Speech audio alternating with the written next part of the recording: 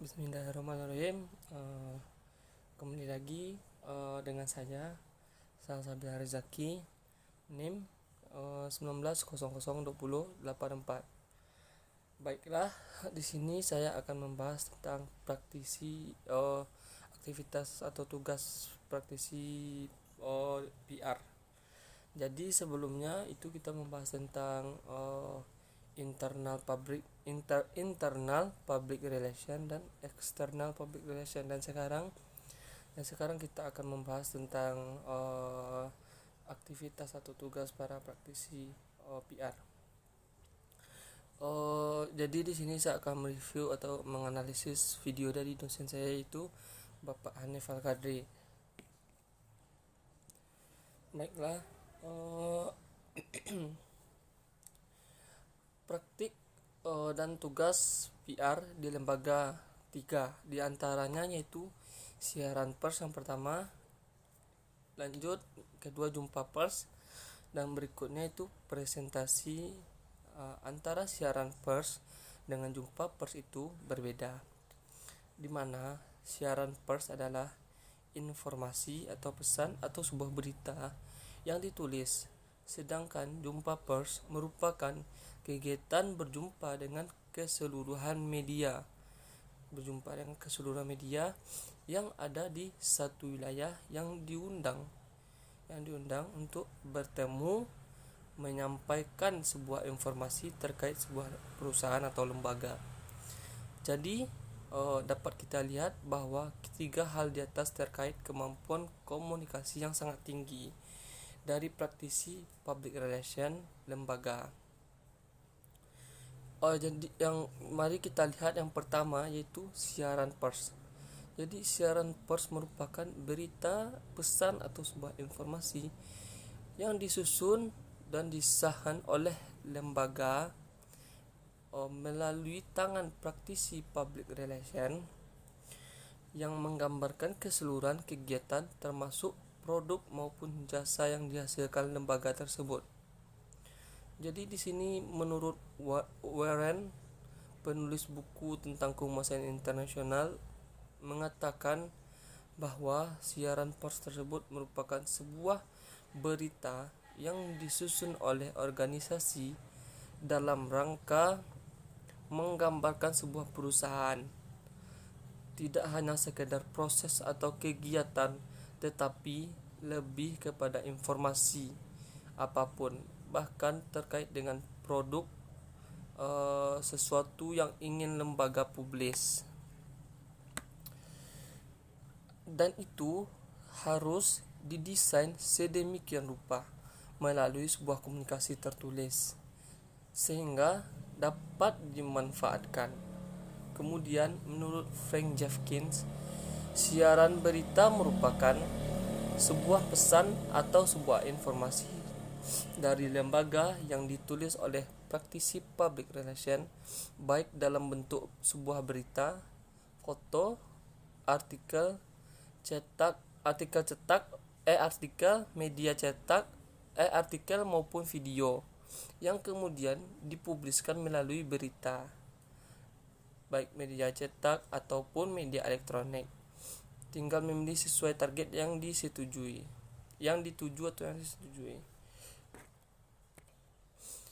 Jadi ada sedikit perbedaan antara siaran pers dengan siaran berita. Jika berita lebih tertuju kepada sebuah tujuan untuk menginformasikan suatu informasi, mendidik, meyakinkan, dan membantu perkembangan sebuah ekonomi. Sedangkan siaran pers bertujuan untuk menumbuhkan dan membina sikap pandangan citra yang baik dari masyarakat kepada lembaga, dan untuk berita memberitahukan peristiwa yang bersifat gagasan dan masalahnya bersifat umum. Sedangkan siaran pers cenderung lebih mendidik untuk memberitahukan tentang peristiwa dan gangguan terkait lembaga. Jadi dapat kita ambil bahwa terdapat proses mendidik melaporkan fakta yang sesungguhnya, sebagaimana apa adanya. Sedangkan siaran pers memiliki tujuan untuk mengalihkan perhatian publik dari fakta yang merugikan perusahaan. Apabila ada fakta-fakta yang merugikan ketika dalam proses menyelesaikan atau memperbaiki lembaga, bisa menjadikan sarana pers untuk menutupi perhatian. Baiklah, selanjutnya itu pembuatan siaran pers yang perlu kita dipahami di bagian lain, yaitu diperlukan data yang menarik. Jadi ada unsur yang menarik di situ. Jangan hanya sekedar data dan fakta biasa saja, tetapi mempunyai daya serap atau rasa ingin tahu dari masyarakat. Yang pertama yaitu penyampaiannya sesegera mungkin setelah adanya suatu peristiwa itu.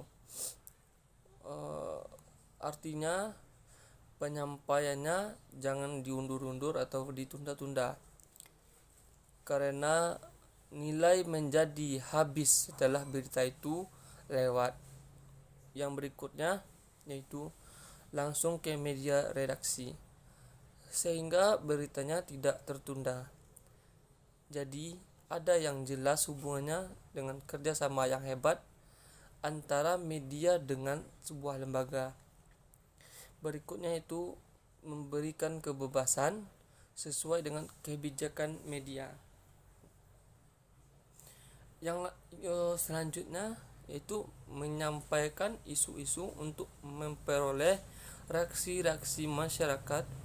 Kemudian membuat siaran pers seharusnya juga pro sosialisasi. Baiklah, selanjutnya aktivitas public relation yang kedua yaitu jumpa pers. Jadi jumpa pers merupakan kegiatan berjumpa dengan keseluruhan media yang di satu wilayah dari satu waktu, yang diundang untuk bertemu menyampaikan sebuah pesan atau informasi terkait lembaga. Dapat dipahami bahwa jumpa pers adalah kegiatan mengundang media di mana lembaga berperan dalam menyampaikan pesan, dan media wartawan akan menulis berita dengan cara mereka masing-masing. Jadi sehingga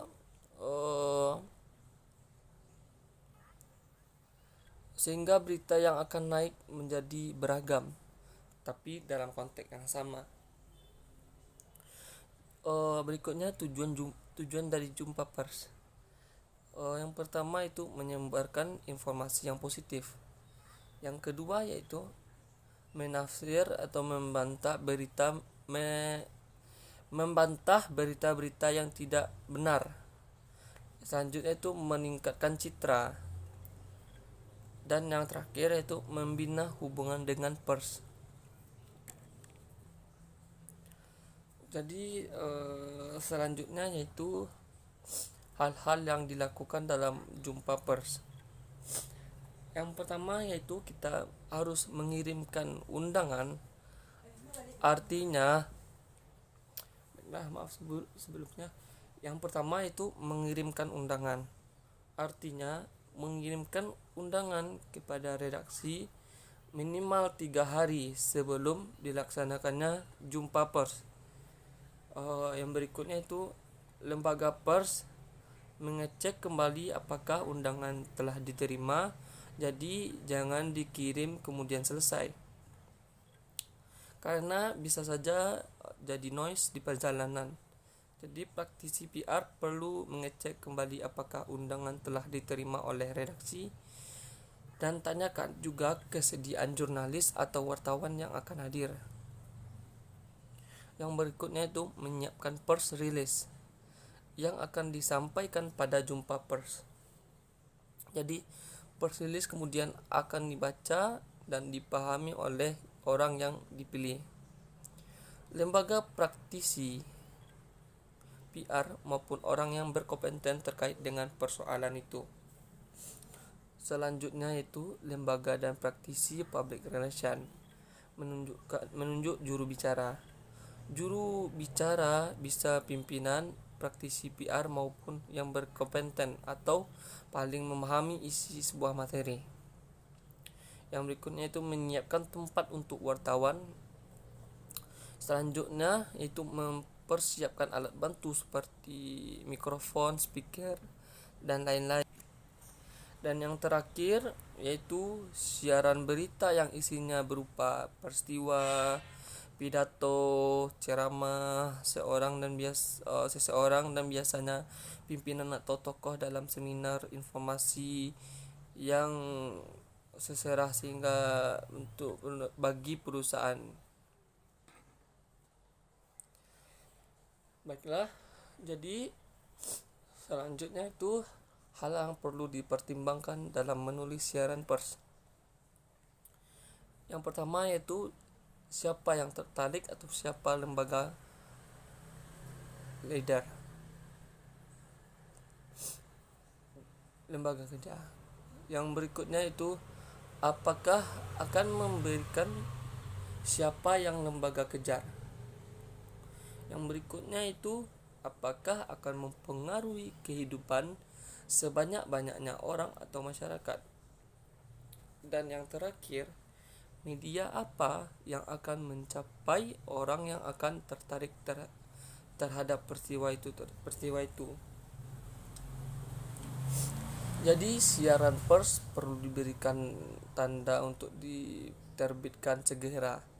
Ini sangat penting, diberikan tanda untuk diberikan segera atau tidak. Artinya harus ada kejelasan mengenai kapan berita itu harus diterbitkan sehingga sesuai dengan harapan lembaga dan seharga sebelum tanggal atau sebelum jam. Jadi sebenarnya harus detail, maka pengalamannya dan keinginan untuk belajar memahami berita sangat penting untuk dipahami oleh praktisi PR.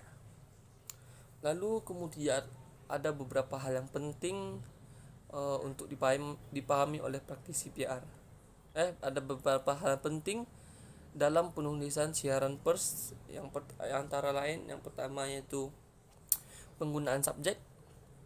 Jadi penggunaan subjek dalam hal ini menghindari nama perusahaan sebagai subjek agar terhindar dari kesan promosi. Jadi jangan sampai di awal kalimat muncul nama perusahaan atau lembaga. Maka nilai jualnya akan diprediksi oleh masyarakat ketika membaca akan memiliki pandangan bahwa berita itu memiliki maksud tertentu.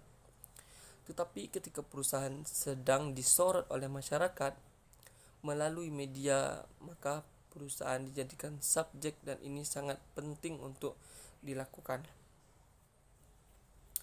Yang berikutnya itu tujuan paragraf pertama berisi rangkuman secara keseluruhan tentang ini pesan. Jadi paragraf utama sangat menentukan tingkat terkaitan masyarakat atau publik menarik buat mereka atau tidak. Tujuannya untuk memudahkan para pembaca mengetahui informasi tersebut atau pesan tersebut. Jadi selanjutnya yaitu tujuan unsur kepentingan dalam siaran pers. Yang pertama yaitu subjek, apa yang akan dituturkan. Yang kedua itu perusahaan yang bersangkutan. Yang ketiga yaitu toleransi sebuah perusahaan. Yang keempat yaitu keunggulan pesan dan manfaatnya. Lalu berikutnya itu penerapan pesan, kegunaan, siapa yang menggunakan dan pihak mana saja yang bisa menggunakannya. Berikutnya itu rincian warna, ukuran, bentuk dan penampilan. Berikutnya itu sumber di mana produk itu diperoleh. Selain itu Adapun keterkaitan berita dengan pihak jurnalis, mulai dari judul, baris tangga, lead atau terus atau intro, semua itu adalah skenario yang telah disalin. Jadi lebih banyak kata berurusan dengan jurnalisnya, dan itu mereka sampaikan sehingga nanti kita sepakat atau tidaknya. Selanjutnya yaitu ada beberapa hal mengenai jumpa pers yang selama ini tidak dianggap terlalu penting. Jadi hal ini memberikan kondisi yang lebih baik dalam konsep peliharaannya. Yang pertama yaitu menyiapkan makanan penunjang. Yang kedua yaitu menyiapkan souvenir-souvenir sehingga ketika pulang terdapat rasa keterkaitan antara media yang hadir dan dengan lembaga. Yang berikutnya itu membuat daftar hadir. Yang keempat itu mempersiapkan durasi jumpa pers. Artinya diatur secara ringkas mengingat waktu yang dimiliki wartawan yang sangat terbatas. Selanjutnya yaitu pemahaman materi harus siap. Dan yang terakhir, yang keenam, apabila terdapat wartawan di luar undangan, maka tidak perlu diusir selama ada persediaan tempat serta dilayani dengan baik. Kadang-kadang yang tidak diundang memberikan dampak yang luar biasa terhadap berita yang lembaga rilis.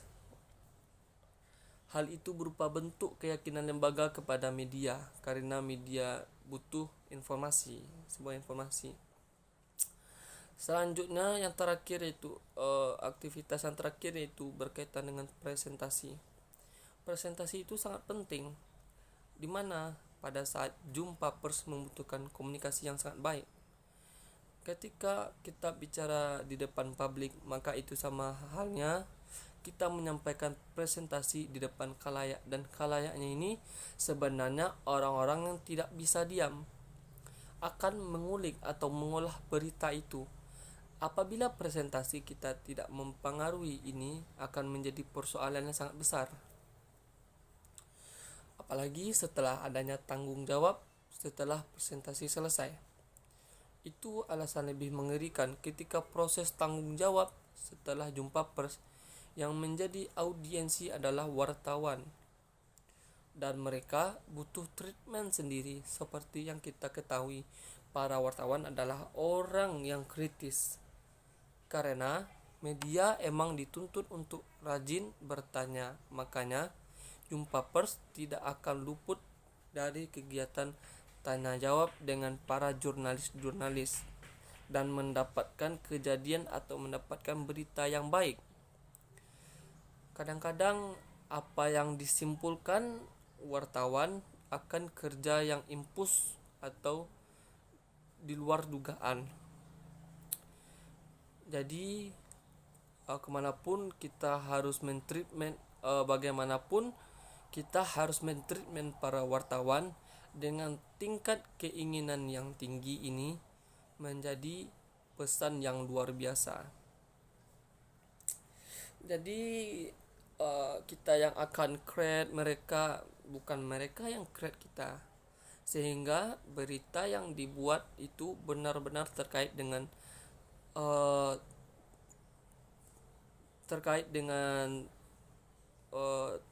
kebaikan, bukan menjatuhkan lembaga. Adapun beberapa hal penting yang harus diperhatikan khususnya bagi calon praktisi public relation yang akan menjawab pertanyaan dari wartawan atau jurnalis yang mempresentasikan press release telah dibuat. Jadi yang pertama itu mempresentasikan sebuah informasi atau sebuah pesan yang sudah dibuat atau dibikin jadi sebuah materi. Impers harus dipersiapkan dengan baik dan matang. Kemudian bagaimana pola menjawab pertanyaan yang dianjurkan oleh wartawan sudah disiapkan. Pertanyaan itu justru tidak diharapkan oleh narasumber. Jadi hal-hal di luar dugaan sudah disiapkan secara matang. Yang berikutnya, yang terakhir, itu memberikan first release kepada audiens sehingga tingkat pemahaman audiens lebih cepat menangkapnya. Baiklah, sekian review video dari dosen saya. Apabila ada kesalahan, apabila ada suara-suara yang mengganggu, mohon dimaafkan. Assalamualaikum warahmatullahi wabarakatuh.